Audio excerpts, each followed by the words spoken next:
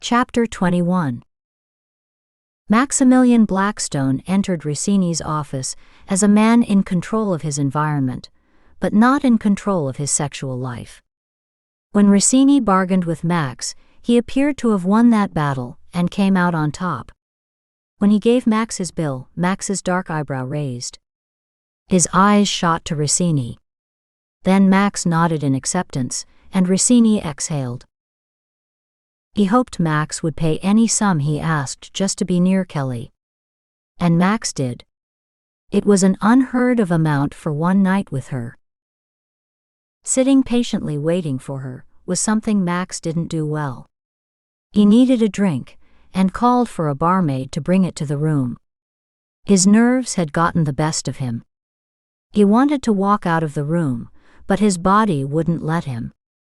He wanted to be rid of this woman coming between him and his wife, but his mind wouldn't let him.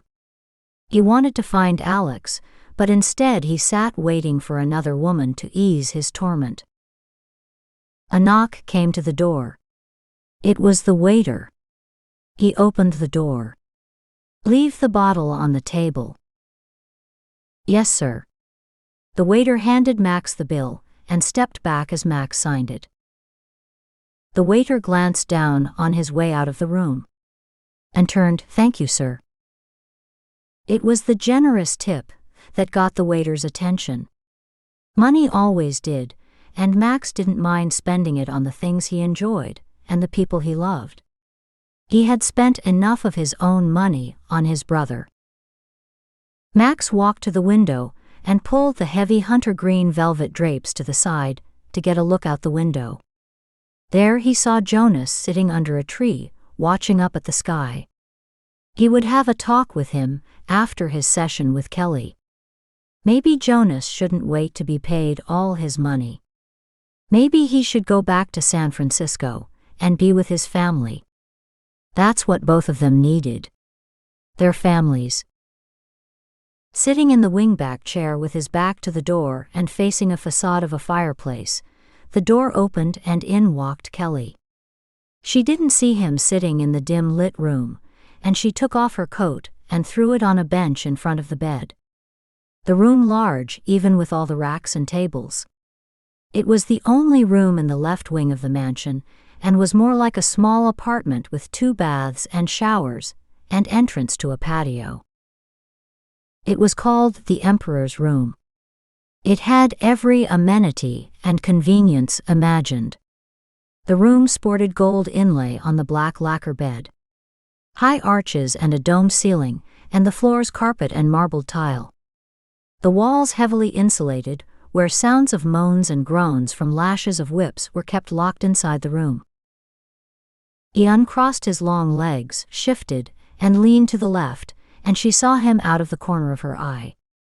Her voice small, low, and quiet, she said, "I didn't know you were here. You frightened me." Alex's voice had changed, as did everything about her when Ross hypnotized her to give her another personality. "You didn't appear frightened," he said in a throaty, sexy, low voice. He looked at her dressed in black high heels, and the black outfit that she wore before. It was kept by Rossini's wife with a tag that said, "Don't touch. Special." Only she could use it. She had been warned by Rossini's wife that Blackstone waited for her, and Rossini's wife hurried Alex into a room to shower before she was to see Max. Max stood and walked over to Alex. "Why are you still wearing that mask?" He reached to take it off, and she placed her hand to his. It was a firm hand, a dominant gesture. Her hands, although small, held strong over his large hands, without the sensual urgency that passed through them when she touched him. Alex looked up to him and saw in his green eyes. She saw the heart-rendering tenderness of his seductive gaze. The sensation of her warm grasp excited him, and he removed his hand. He let it drop. "Who are you tonight, Mr. Blackstone? The dominant or the submissive? I need to know the rules. I don't want anything that happened last time to happen again." With a bold stare he said, You seem to have me at a disadvantage. She slanted her head. You know my name, but I don't know yours, Max said with a steady, silent gaze that bore into Alex. Her heart quaked and her pulse pounded. I don't know why I know you. I don't think I've seen you before. I hope you can keep this a secret, Max said, as if it was of less importance to him than being here and with her as he moved his eyes quickly scanning her. She stepped back away from him. Because your wife doesn't know you're into this kind of thing. She wouldn't look at you the same way. Alex inquired, watching at him. And what about you?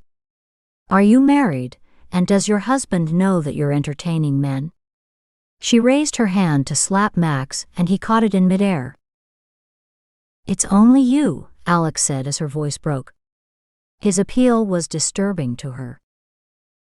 Seeing she was upset over his statement, he changed the topic to answer the question. Not yet. I haven't decided if I want to be the submissive. He brought Alex's wrist to his nose. He closed his eyes. Interesting perfume. He glanced down at her with a closed, revealing smile. I'm the submissive, but I will reserve my right to change. You can't change once you have committed to it. Next time. There won't be a next time, Max said. And Alex's eyes narrowed, and she became disappointed. She raised her hand and slapped Max. This time, he allowed her. The slap was hard. It was frantic, and it left a mark on his face. He didn't move, or appear to be fazed by it. I need it to be harder, he said to her.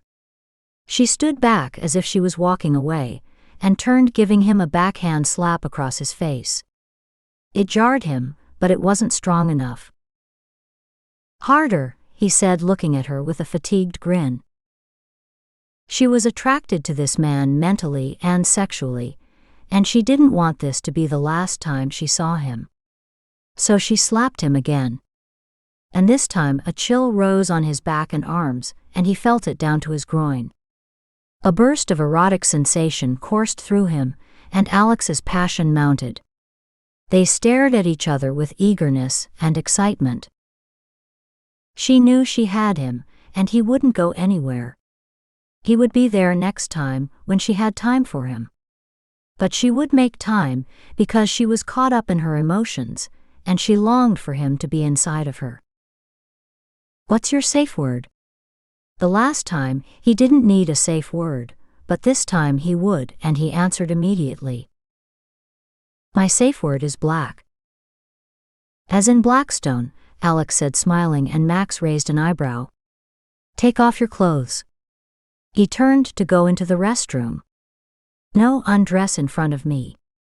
She walked around and sat in the chair, after reaching into her purse and pulling out a riding crop. Her breathing hard as she watched Max disrobe. First he took off his cuffs on his shirt and dropped his jacket on the bedpost, and then he unbuttoned his shirt. One button at a time. He thought that he would have to dress more relaxed because it took too much time to undress like this. Surely she wouldn't let this go on any longer. But Alex sat with her legs crossed, looking smug with a wide smile, waiting eagerly until he dropped his shirt and showed his incredible chest. Alex's eyes blinked, and she let out a shallow moan. In a small voice she said, "Take off your pants." He kicked his black loafers off, and unzipped his pants and let them drop, and he stood in his shorts and socks. She put her hand to her mouth, as if she would laugh. He felt vulnerable when she smiled. Are you going to make me stand here while you gawk at me? He said. Quiet. I didn't give you permission to talk or move. She walked over to him and said, Take everything off. And he did. Now stand there. She walked around him, touching his nipples, his back, dragging the cold leather crop down to his buttocks. She leaned to look him in the eyes and smiled. Then she kissed his lips lightly as she spoke into his mouth. She straightened up and stood behind him. This is for not obeying me." And she struck him on his buttocks. His hard ass clenched with surprise from the sting of the leather crop. His eyes snapped open. "When it's your time, I'm going to smack you much harder on your ass. The only difference is, my cock will be in there. After that, you will be bending over that saddle and I will give you what you have been looking for since we met," Max said with a wicked grin. "Quiet. Did I say you can talk to me, slave? I want you to get on your knees and crawl over to me and perform oral sex." He was delighted, but it didn't show on his face. He enjoyed that as much as he enjoyed anal sex. Max went to his knees. She sat in the chair. "Now take off my shoes." He pulled them off as she rested on his shoulder. When he pulled one, she pushed her heel into his shoulder. Not because she wanted to hurt him, because she was angry with him, and because he loved the pain she inflicted on him. When Max had taken off the last of her high heels, she had the clothing unzipped, and it fell in front of her. Max pulled the legs down and threw it to the side. She sat in front of him, her legs open and nude. Confusion rolled over him, and he ached for her. He placed his finger in her opening, and his face in her warm flesh, and his tongue touched her moist clit. It felt hard in his mouth from the heat of passion stirring through her. The warmth of his mouth and the insertion of his finger was all he needed to stir a passion in her she barely remembered, but it came back to her sudden and furious. She closed her eyes and her head fell back and she remembered something. She called out his name. "Max. Max." His eyes flicked up. "How is it you know my first name?" he asked. "I don't know. Maybe the same way I knew your last name." She furrowed her brow. "You're my slave now." She reached for his massive head of thick hair and held it, bringing his face upward. "Do not question me, or you will regret it. If you question me again, I will refuse to see you the next time you want me." For some reason that got Max's attention, and she felt his body tense in fear. That was his weakness, not being able to see her again. And that was Alex's weakness, not seeing him again. Chapter 22. On his knees, Max glanced up. He couldn't maintain the submissive part he had to play. He had been a dominant too long. That is, until he met Alex and they compromised. "Remember when I said I reserve my right to switch?" She angled her head. "I want to make love to you," he said. "Well, now is not the time," she said, opening her legs and looking down at him. "Do you remember when I said that if you spoke to me, I wouldn't see you again?" He raised up, and she pushed him to the side, ready to rise from the chair to walk away, but he held her legs down with his hands. "Yes, I remember you saying something about changing your mind. But I didn't agree," Alex said, looking at Max still on his knees. "You don't have to agree. I make the rules. You're serving me now. And until we have a contract between you and I, then I have a right to change my mind. Now I want to fuck you." She glanced down at him. "That's not in the contract I signed with this club and with Rossini. From what my contract says with Rossini, you have to be investigated first, and that wasn't done." Max stood and looked down at her. "May I sit?" Alex didn't say a word. She nodded her head, and he sat next to her. Alex gazing into Max's eyes. He trying to imagine the face behind the mask. Her eyes gleaming in the dim-lit room. Max couldn't tell if her eyes were a deep green or a light brown. It appeared that she was hiding something from him. Her voice soft. It couldn't be her natural voice, he thought. She spoke like a geisha. No one spoke quiet and soft like a Japanese geisha, and she wasn't one. He knew, because he had spent a lot of his time in Japan. He watched at her lips as she trailed her tongue across her mouth. That made him hot, and his penis began to rise, embarrassing him, and reversing his calm, hard exterior. He placed his arms across his lap. Too late. Alex watched at his reaction, but she wouldn't disclose her pleasure at knowing he wasn't just affected by her ability to land a perfect, stinging slap, and that he wanted to be intimate with her. He took a breath and said, "I don't want to fuck you." Her heart skipped. "I want you and me to make love. Like we're in love. I need that feeling now. Like in role play. Husband and wife. Vanilla sex," Alex said, her voice cold and indifferent. She had wanted more from him, but how could she expect more when she was married to someone, and he was married too? This was all too fucked up, she thought. She just met this man, and she had these unexplained feelings for him. "But I need you to take off that mask," Max said, his voice soft but his hand reaching eagerly for it. She grabbed for his hand before he pulled it down and put pressure on it, letting him know she was still in charge. "I haven't agreed to this just yet. And I'm not taking off my mask." Her voice stern. "The next thing you will tell me is that you don't want to use protection." "I'm not saying I don't want to use protection. I'm just saying that I want to see your face.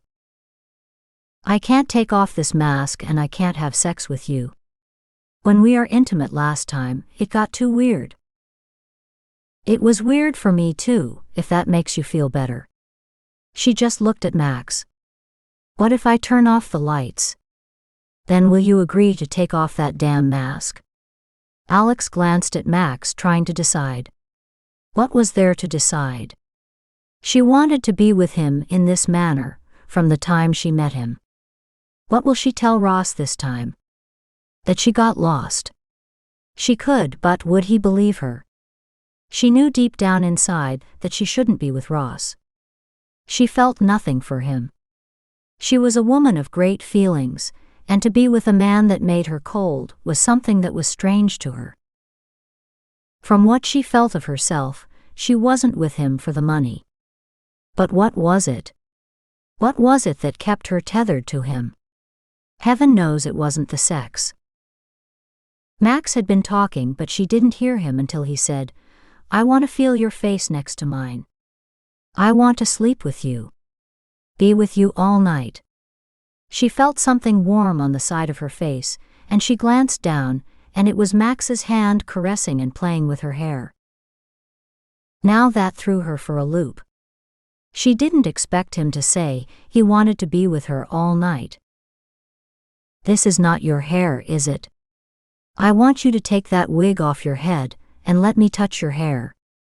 I want you to speak in your true voice. That soft, quiet, husky voice is not you.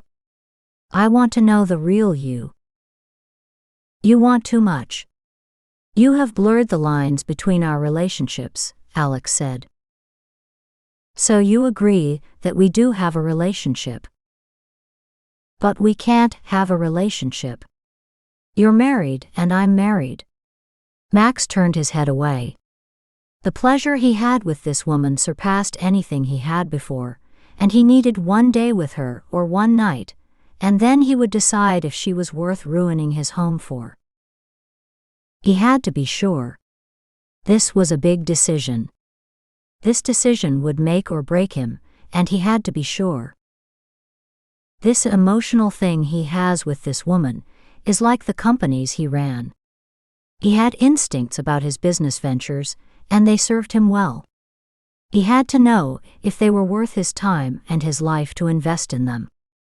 It didn't take days or months to discover what he needed to know. It took one day, and that's what he wanted with Kelly. One day with her, and he would know if she was what he needed to complement his life. What if Alex left him and his children? What if she didn't want that kind of life with him anymore?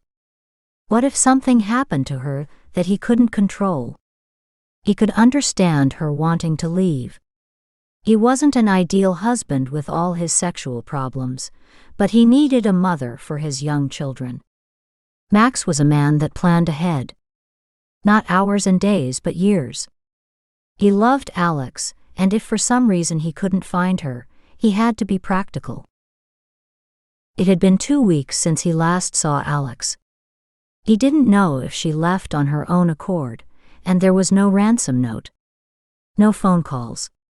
He didn't want to think about her now. He needed this time with Kelly.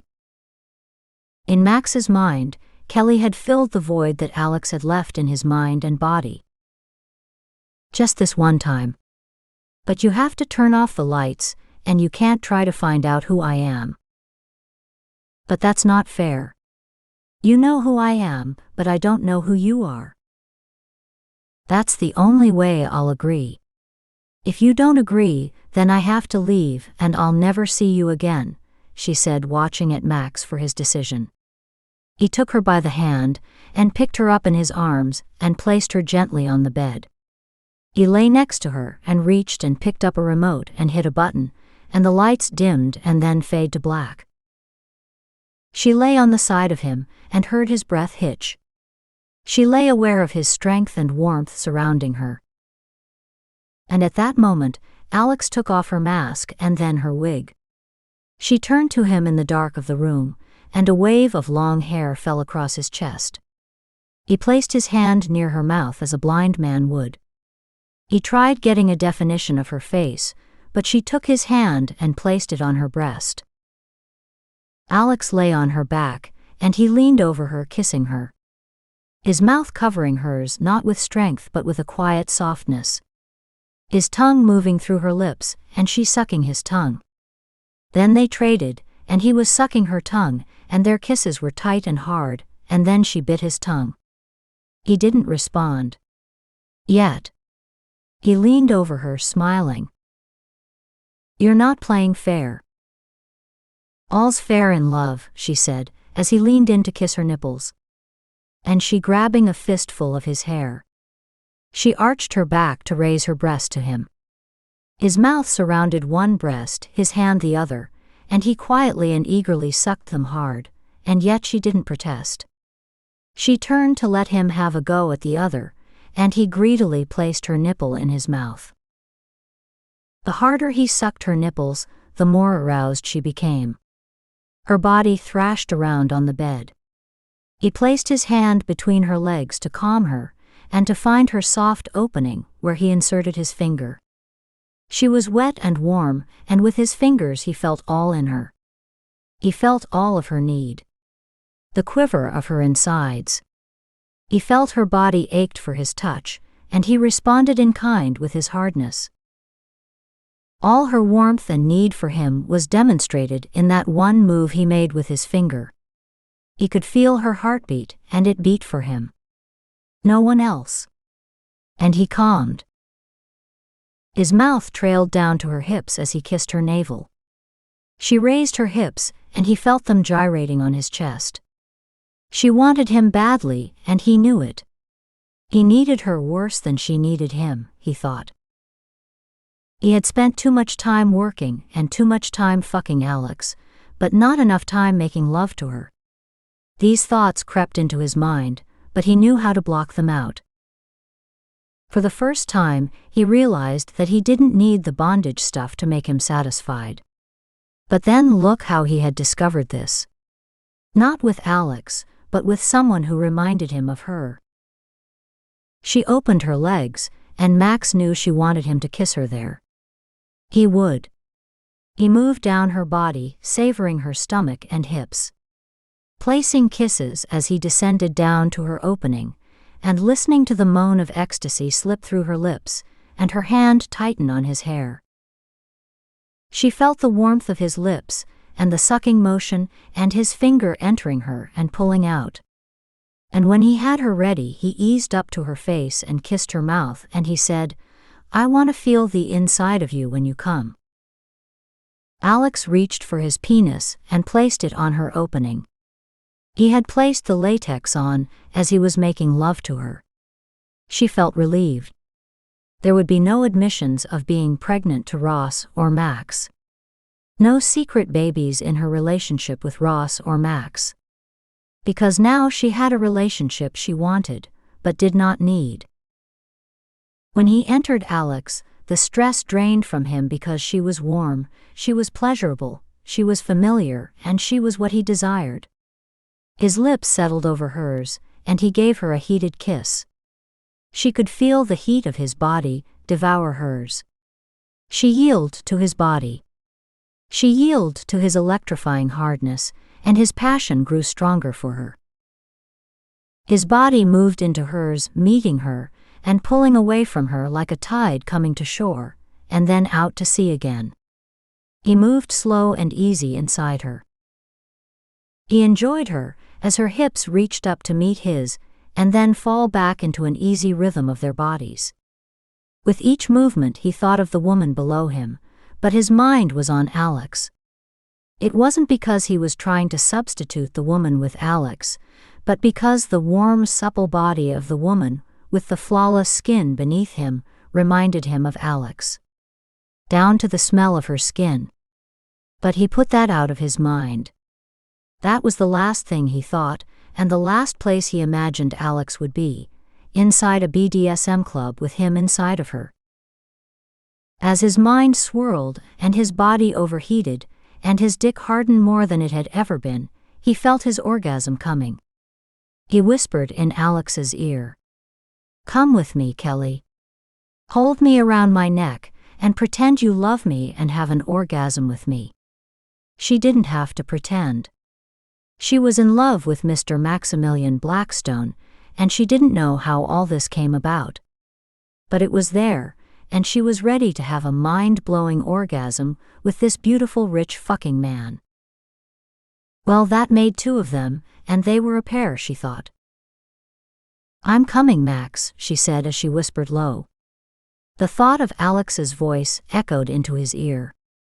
He couldn't stop because he was coming, and his manhood didn't want to pull out and look at the woman whispering in his ear, who sounded so much like Alex, until he thought it was his imagination and guilt playing with him. "Oh, Alex. Oh, Alex," Max shouted. She didn't respond because she was in the throes of a torrent orgasm, as she felt her insides open for his manhood pulsing inside of her, and then his body hammering into her soft flesh. When he pulled out, he was breathing hard, and he fell on the side of Alex exhausted. It didn't help that he hadn't slept last night. Now he was supremely satisfied, and no doubt he would rest well tonight.